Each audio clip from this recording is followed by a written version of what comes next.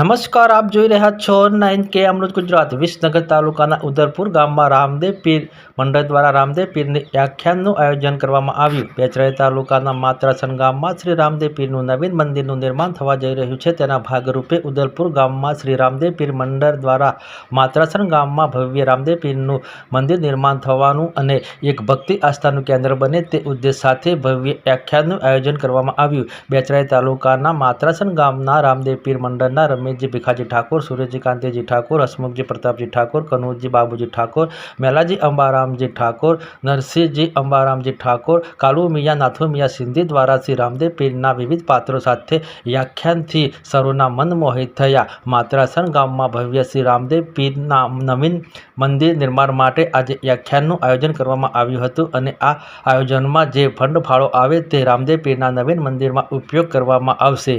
વિશેષ માહિતી રામભાઈ પટેલ, મહેસાણા જિલ્લા બ્યુરો ચીફ। મારું નામ ઠાકોર ગોવિંદજી કાંતિજી છે। મારા ગામનું નામ માત્રાસણ છે, જે મોઢારાની બાજુમાં આવેલું છે અને મારા મંડળમાં 40 જેટલા ભાઈઓ યોગદાન આપી રહ્યા છે કે અમારા માત્રાસણ ગામમાં રામાપીરના નવા મંદિરનું નિર્માણ કામ ચાલે છે। તો અમે ગામે ગામ રામાપીરનું આખ્યાન ભજવીએ છીએ અને એમાં જે પણ કંઈ ફાળો આવે તે બધા જ પૈસા અમે રામાપીરના મંદિર અર્થે જ વાપરીએ છીએ।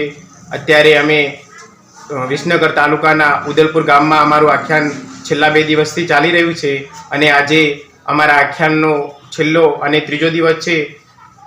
આજે અમારું આખ્યાન પૂર્ણ થાય પછી અમે અહીંયાથી બીજા ગામ રમવા જઈશું અને જે પણ ફાળો આવે ઉદલપુર ગામમાંથી તે બધો જ ફાળો અમારે રામાપીરના મંદિર અર્થે જ વાપરવાનો છે। એમાંથી 1 રૂપિયો પણ મારે કે મારા મંડળના ભાઈઓએ લેવાનો નથી।